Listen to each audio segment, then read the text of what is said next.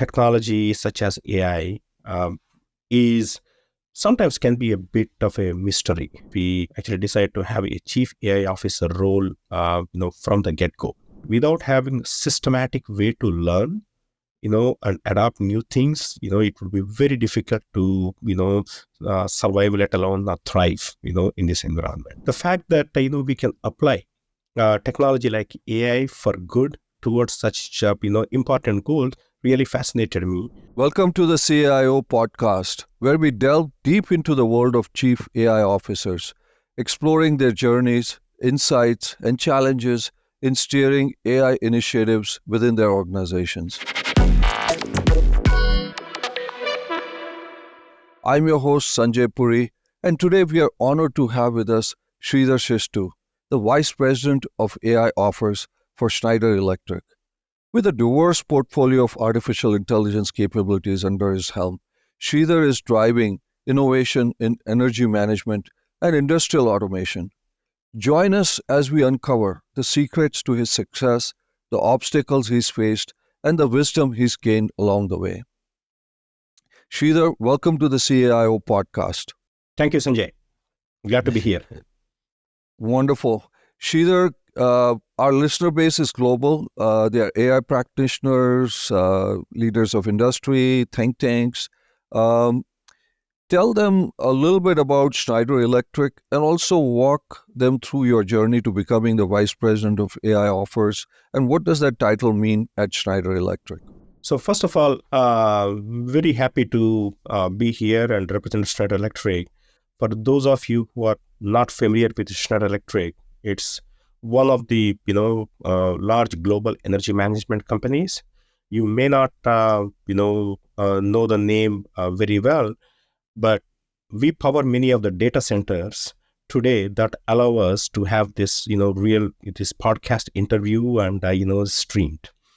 So what Schneider Electric does is we provide the equipment to manage electricity and distribution, building management, data centers, factory automation, everything that can be run by electricity, and how to manage it more effectively and efficiently, to serve the needs of our customers. Company has been around for a long time, more than 185 years. We have about 150,000 employees, globally. And personally, I am based in Boston. So my scope is we have, and we can delve into this a little bit later in the conversation, Sanjay. So we have a dedicated organization focused on artificial intelligence and accelerating its adoption at scale inside the company. And my scope is to take this into all the offers that we make. We read offers as products, everything that we sell to our customers, how to grow the value of them through AI, because we know that AI has the ability to enhance the value of products and services we provide. So, Sridhar, for our listeners, that's incredible. 85,000 employees around the world. I mean, you are one of the best kept secrets in terms of companies around the world. But Sridhar, just as a follow-on question before we get deep into it, we've been hearing a lot why electricity is going to be so important in this AI revolution. The data centers. In order to train these large language models, you need a lot of power, a lot of electricity. Is Schneider going to play an important role in this transformation revolution that is happening? Absolutely. So, by the way, just a small correction, it's about 185 years old company and 150,000 employees. 50,000, sorry. Yeah, nonetheless, the scale is still immense. Yeah. So speaking of the electricity impact on AI, it is true because today data centers account per may not be a very large percentage, but in absolute terms, a large amount of power that is required. Okay, we have released a white paper recently talking about the growth in the energy demands that AI is going to place, especially when we talk about the new large language models that are going to be highly GPU intensive, and GPUs generate a lot more heat. So one of the product lines we provide is called prefab data centers, so the more modular data centers. These are to really scale and grow data center applications. So first of all, to have higher power, higher quality power, and then to have right amount of cooling, because without cooling, all these data centers are going to, really not function very well. And of course, we want them to be humming along without any intervention, because, the last thing you want is the data centers, to fail and, screens go blank. So we at Schneider are, working very closely. In fact, very recently when NVIDIA released, their latest, GPU, we are also working with them to provide advanced cooling technologies to adapt these, new GPUs. So, Sridhar, just one final point in this for our listeners. Do you work directly with like NVIDIA or OpenAI, or do you work with data center companies like CyrusOne or others, or both in that perspective? So we typically work with the data center, companies, all the co-location companies. We have several large customers in US and across the globe. But we partner with, companies like NVIDIA to make sure that we can provide, the right solutions for them. But the ones who we directly serve are the data center customers. Wonderful, wonderful. So now, Sridhar, let's talk about your interest in artificial intelligence and its application in energy management and industrial automation. What sparked it? I mean, you are now at the hub of, as you said, AI offers in every aspect of offerings that Schneider has. What sparked your interest in AI and especially its application in energy management? Yeah, sure. So, it sounds almost like, cliche to say, but I kind of look back when AI was quite interesting to me, even when I was a student in India, almost 30 years ago. It was, Wow. I recall, and it was quite popular. Even though I studied mechanical engineering, I was interested in this topic, and in fact, spent time learning. Now I'm dating myself here. Learning programming languages that are meant for expert systems. Called Prolog and Lisp. So I was quite fascinated by this idea, even though I did not fully understand the power of computers themselves at that time. I had this idea that, okay, this artificial intelligence seems really interesting. Now, should be told, at that time, the market adoption and the maturity of the technologies were pretty low in the field of artificial intelligence. Then, I studied, and I always had an interest in the industrial side of things, not so much on the, consumer side. So the interest stayed with me, and then, at the heart, I'm a technologist. I've worked in multiple domains, and, I grew to really enjoy learning about technology, applying it, and technology as a means to improve the quality of things we do, right? So that has always been at the, heart of what I did.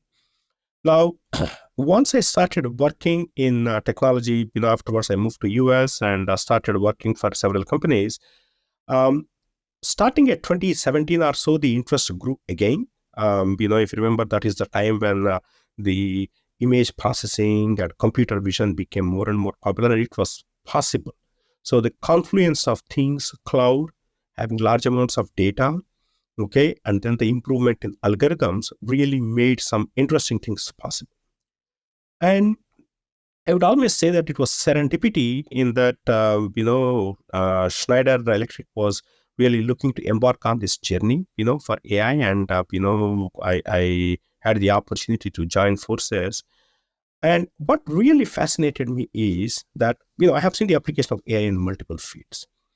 We also know that energy and sustainability are some of the most important problems, of our generation. And they are complex. They require a lot of, complex data processing, complex decision making to do. And the fact that, we can apply technology like AI for good towards such, important goals really fascinated me.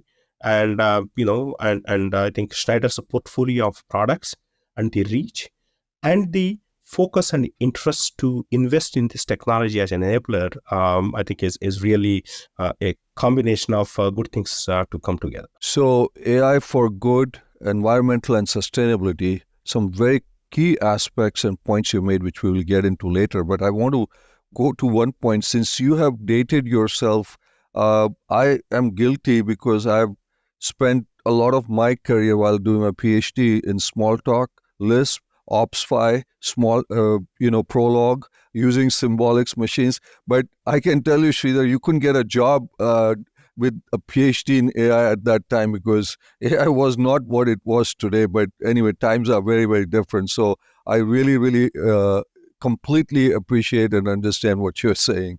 Sridhar, Oh, can you? happy to hear a comparison. Yes, absolutely, absolutely. I thought I was one of the few people who had been doing Prolog and OpsFi and Smalltalk. But anyway, Sridhar, for our listeners who now really understand the depth and breadth really of Schneider, what a key role it is playing, as you said, in data centers, which are currently now the heart and soul of the AI transformation. Can you share some examples of how AI is currently being used within Schneider's Electric's offerings? Yeah, yeah. So, a few things that that immediately come to my mind are: number one, one of the products that we sell is called microgrids. Okay, so for those who are not familiar, microgrid is really a way to uh, capture energy from renewables, and have some kind of a backup storage for the energy, with the ultimate goal of optimizing both the energy consumption and improve resiliency. So an example could be you have a commercial building that has a PV production facility, a solar panel farm right next to it, where you are getting solar energy, and then you have a battery. Maybe you have a generator just in case you lose power, and then you are getting your primary energy from the grid, and you may even have things like electric vehicle charging stations in your. So what we can do in this situation is using our microgrid solution, which by the way I will talk about, contains the artificial intelligence algorithms underneath to forecast better and then optimize the energy mix in real time, so that your needs are all met, but you are also optimizing the total cost of energy. And also, by the way, you could be favoring your renewable energy than the grid. For example, you may have an electric vehicle and you want to make sure that it is charged using the solar energy rather than the one that comes from grid. So all of this is possible by having the artificial intelligence algorithms running both on the edge and then also at the cloud level. So this is one of the products that we offer today to many customers, and we look forward to having a lot more adoption. And if you hear many I guess press releases from our Department of Energy, this is one of the hot topics from US Department of Energy. Another example that comes to my mind is about services enablement, so predictive maintenance. So we have as you said, data center customers or factories where we need to manage the upkeep of the equipment, because these equipment are critical infrastructure, they need to be maintained. And traditionally what you would do is a calendar based maintenance, where you are going and you are every 6 months, every 3 months, and making sure that things are in place. The little known fact is sometimes these interventions themselves are a source of problems, especially in complex areas. You go to a data center, you forget something inside and you come back, that may be a source of problem. So really optimizing these interventions is key. And what we can do with AI is to estimate, to predict the failure rate of equipment and optimize the interventions in such a way that we can either reduce the total number of visits that we need, which itself is a reduction in the CO2, because we call them truck rolls. I mean, taking a truck to somewhere to repair something is expensive, as well as minimize the downtime of our customers. So we do a lot of that today. So these are some nice examples that I'm sure your listeners can resonate. So that's wonderful, Sridhar, for our listeners to know that Schneider is using AI to create more sustainability, reduce CO2, but also give you an opportunity of using more renewable energy, like he said, using the solar energy for charging, etc. So there are some pretty Yep. cool things that Schneider is definitely working on internally using AI. Um, Sridhar, for some of our listeners who are looking at the career path of, leading AI, opportunities in their organizations, being an enterprise leader of AI, can you talk about some of the biggest challenges you encountered in your role? Particularly, also do talk about some talent recruitment that's becoming a big issue for AI-related positions. Sure. Yeah. So at Schneider, we started this journey towards the end of 2021. So we, formally started this. So we have been about at this for over 2.5 years now. So I certainly have some experiences that I can share. Number one, um, in terms of making it successful, one of the advantages we had was we had a strong commitment from our management, from our senior leadership in making sure that it is both adequately resourced and there is a lot of focus from senior leadership on this, all the way to our board, because they had a conviction that, this is a transformative technology. When we started, executing in terms of building the team, we, grew very rapidly in terms of the size of organization. Um, Recruitment was, quite a challenge, especially in 2022. As you may recall, it was really hot job market. Anything, that, people could do, you would get competing offers, both in US and elsewhere. So we did a few things. We first of all made sure that we had a global presence. So it's not just one location. So we had a diverse mix. So, we have a US presence, a presence in France, and then in India. 3 main locations, and then we also have a group based in China. Second thing was to identify. In fact, one of the first things that we did was we actually hired a recruiter who specialized in AI. We knew that just going through finding people was going to be ineffective. So we found recruiters who knew this topic, who were able to source the right candidates. And then what we had to do was, as we started embarking people, it was clear that, look, you have many options in trying to apply AI. But here there is a strong value proposition of AI for good, AI for sustainability. And we were lucky that, it resonated well with lots of candidates, especially, people who not only wanted to work in a hard technology area, but also wanted to use it for the right reasons.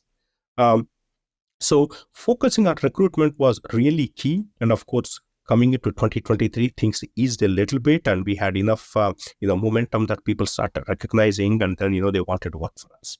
But the only thing that I would say is you need to have really strong commitment, from your leadership, and you need to focus on execution with the right tools to make it happen. So, Sridhar, for our listeners, strong commitment from the leadership, strong execution, but you also have a global presence, and you said it was AI for good. The mission was very important, that kind of attracted today, especially when you start looking at, the Gen Z, Gen X candidates that come. The mission of the organization, I think, becomes very, very important because they have many options of working. And you said you looked at a global pool with the US, France, and India, and then AI for good. So I think those are some lessons, especially for our listeners, that Schneider has done to attract the right talent, and it continues to have success in doing that. Um, Sridhar, how do you structure your AI team? Again, this is for listeners who are wanting to be in your footsteps in the future. How do you structure your AI team, and what roles do you find most crucial for your success? So that's a great question, Sanjay, because I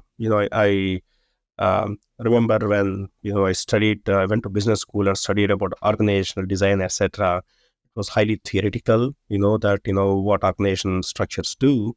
But when you are in real life, these things are so crucial, that they make or break the mission. So the way we organize ourselves is on a few principles. Number one, we want to have we want to have a structure where it is teamwork is essential. It is not that there is a silo that is created that can do things on its own.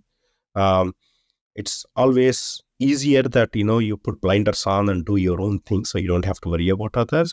But we build the structure in such a way that teamwork is critical, because we know that for the variety of problems that we are solving and for the scale that we are working, you need to have more people. The second thing is to have strong relationship, with the ultimate, business owners, and have the commitment from them in realizing. Because what I see in, many large companies is that it's very important, very easy to get excited about the technology and what it can do. Especially since last year we have seen ChatGPT as this, miraculous thing that happened, and everyone wants to apply it. But you have to think of what are the problems that we are trying to solve. Do we have a value behind it? Do we have, a commitment to, realize this? So it's having that engagement, having that business and value discussion early on ensures that you pick the right ones. Of course, you want to experiment, you want to explore, you want to do new things, but those are a means to an end. They are not the end. So we focused on having, ensuring that there is teamwork, there is strong commitment from the end users and the businesses who are going to be applying this, okay? And focus on things that really move the needle. So these are the things that, helped us, scale and also get things into production, into use, not just as POCs or a demonstration. So that's very helpful, Sridhar, for people who are listening, wanting to follow in your footsteps. Teamwork, working with business owners, and doing things that really add value to the organization, not just getting, people get, we all get excited by the shiny new objects, as you said, the shiny new object syndrome with ChatGPT, Sora, and this and that. But where will it add value? There is no harm, as you said, in experimenting, but also seeing where it adds value. I think those are great points that you're making for others who want to follow in your footsteps. Sridhar, again, for potential leaders who are coming up the ladder, what reporting structure do you have within your organization? And does the C-level or the board level also are involved or thinking about AI within the enterprise? So I don't know if you've heard very recently there was a directive in the recent executive order on AI, from Biden administration, proposing to have chief AI officers for all the governmental agencies. That was in the news late last year. So we, at Schneider, were fortunate that we decided on this early on. So which means we actually decided to have a chief AI officer role, from the get-go. And it was important to have this to make sure that there is adequate visibility and focus on this.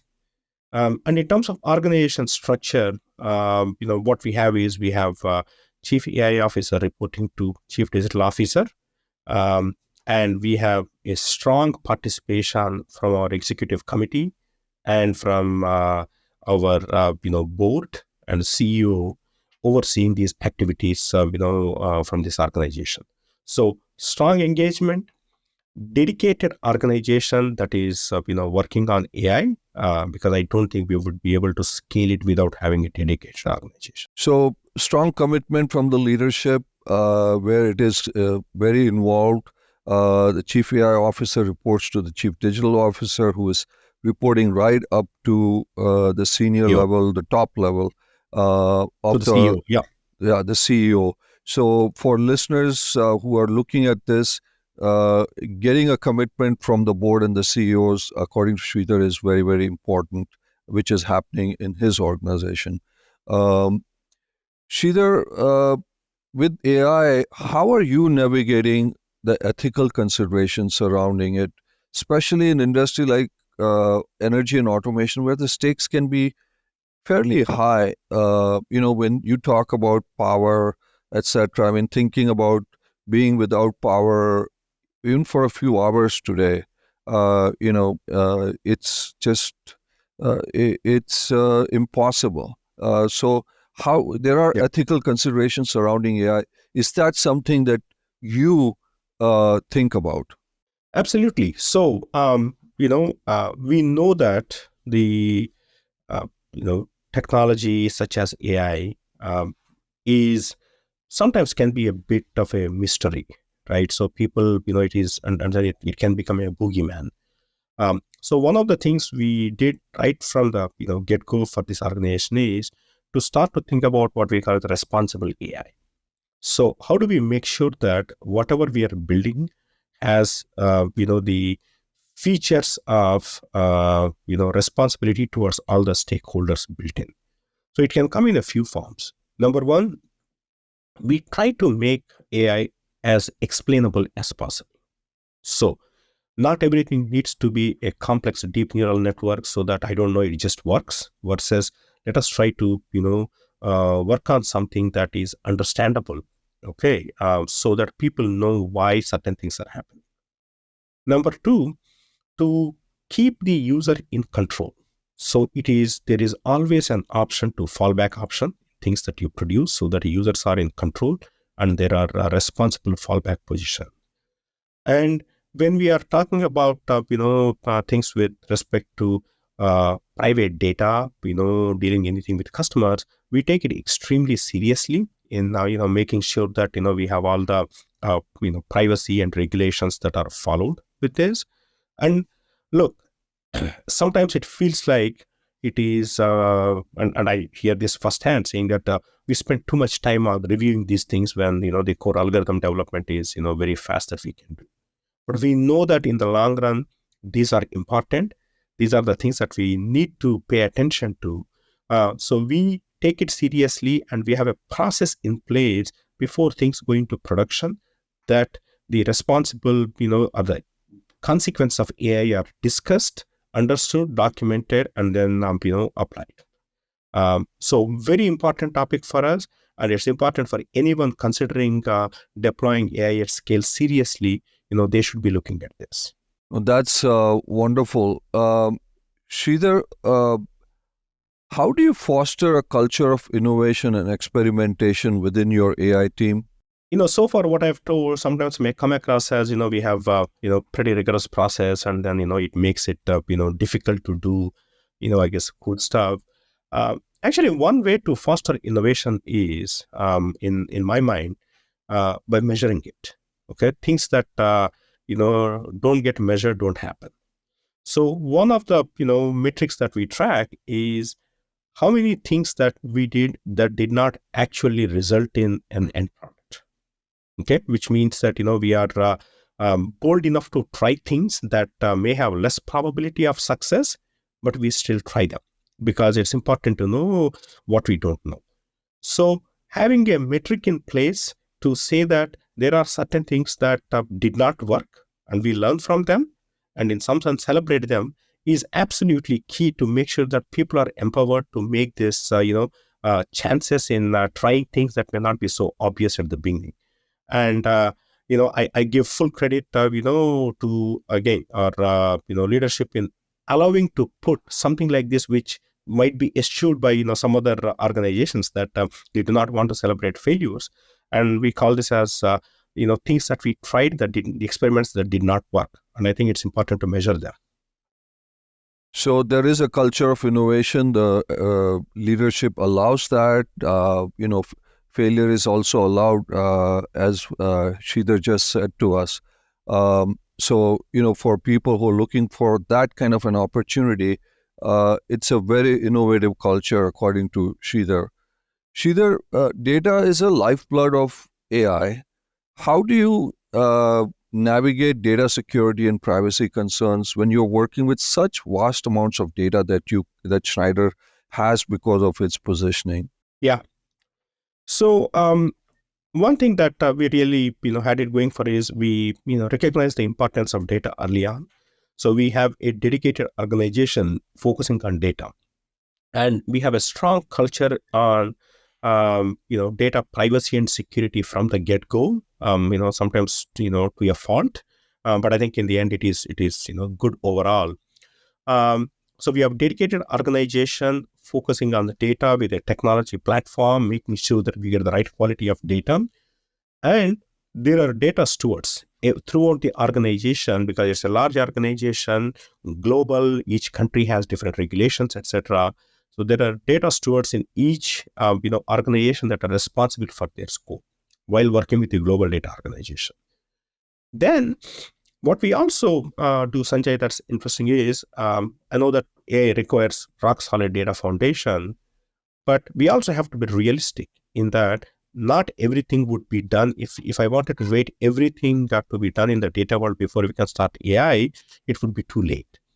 So we also take pragmatic steps to say that if a use case demands a certain amount of data, how do we make sure that we prioritize the data? How do we make sure that we get into our data lake and make sure that it is of higher quality to it? So in some sense, the AI itself drives the adoption of strong data culture. Wonderful. So you have a separate data unit, and you're obviously creating a lot of protective measures in there. Sridhar, let's talk a little bit about some of the skills that leaders like you need to have for people who are looking to be inspired. What do you think are some must-have skills for someone looking to, break into the AI leadership space like you have?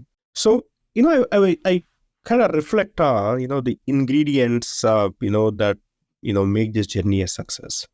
And sometimes I, kind of come back to the conclusion that maybe it's not that different from the new, lots of other new technology adoption. So I kind of pop the bubble at the beginning itself. But in some sense, it is true. But it's also important to, recognize that this is also a transformative technology. So first and foremost for me is for people to be a constant learners. I think the pace of innovation, pace of change is so high that without having a systematic way to learn, and adapt new things, it would be very difficult to, survive, let alone thrive, in this environment. Number two, having a real focus on execution. So it is very easy to get paralyzed with the pace of innovation because every day there is something new coming up and what do I do? Do we abandon whatever we have done before and we go? So you have to be execution focused to know that things are changing, but we really need to focus on execution. And lastly, to enable this kind of execution, and especially if you want to do it at scale, having a process comes to your rescue. So for leaders who are looking into this, number one, learning, having a focus on execution, and having a well-defined process, to me are the key ingredients. I think you've given some great advice. Learning, especially in this period of almost instant and constant change that we are bombarded with, but then also having a process of execution and collaboration is something that Sridhar is saying, which I think is very, very important. Sridhar, generally towards the end, we have a lightning round of questions, just brief questions for our listeners. So, in terms of basic, partnerships, are there one or two key partners that you would suggest, or what partners do you look at when you're looking at advancing your AI agenda or collaborations? So, we work with, all the large vendors, such as Microsoft and AWS. It's really key because we know that without them, we will not be able to adopt technologies as fast. But at the same time, there is also a lot of innovation coming from, small, vendors, startups. So we always have an eye open and, engage with them, as soon as we think it makes sense. Wonderful. what emerging trends do you see shaping the future of AI in your industry? I think a lot of energy is today focused on cloud-based AI. I would be looking for a lot more on the edge-based and even the embedded AI. I think our devices becoming much more smarter, with embedded AI in them. Edge-based and embedded AI, that's a great advice that not too many people talk about. Sridhar, a book or a resource that you would recommend to someone who wants to learn more about AI, especially its applications in sustainability? Yeah, so I like to divide this into at least two broad categories that I continuously learn. One on purely on AI, and second one on a lot on the energy and electricity side. So on the AI side, I'll give you many resources, Sanjay, because I rely on so much on them. I certainly love the resources on Coursera, and then I also use a lot of educational materials from Andrew Ng. I think he has single-handedly influenced many people from deep learning.ai. And on the large language models, there's a whole series of videos by Andrei Karpathy, who has done phenomenal videos to bring them to people. So I highly encourage people to go through them. In terms of energy management, there is a book that comes to my mind. I'm actually at fault not remembering the name of the author. The book is called Electrify. Okay? So this is really talking about how electrification changes the energy landscape, and how it unlocks a lot of efficiencies in that. Highly recommend that. Great sources. I agree with you, Sridhar. Deep Learning by Andrew is a great resource, and Karpathy also has some great videos. Sridhar, what's one piece of advice you wish you'd gotten when you were just starting out in your AI career? I think it's, I would say that I just did not know the scope at which AI is going to influence everything. So be prepared to be surprised. I think it's a lesson that I keep with me. When I started, we didn't hear about large language models, and it has changed everything since last year. And I'm sure there is going to be something even more exciting that comes up. So always be prepared to be surprised. Be prepared to be surprised. That's a great recommendation.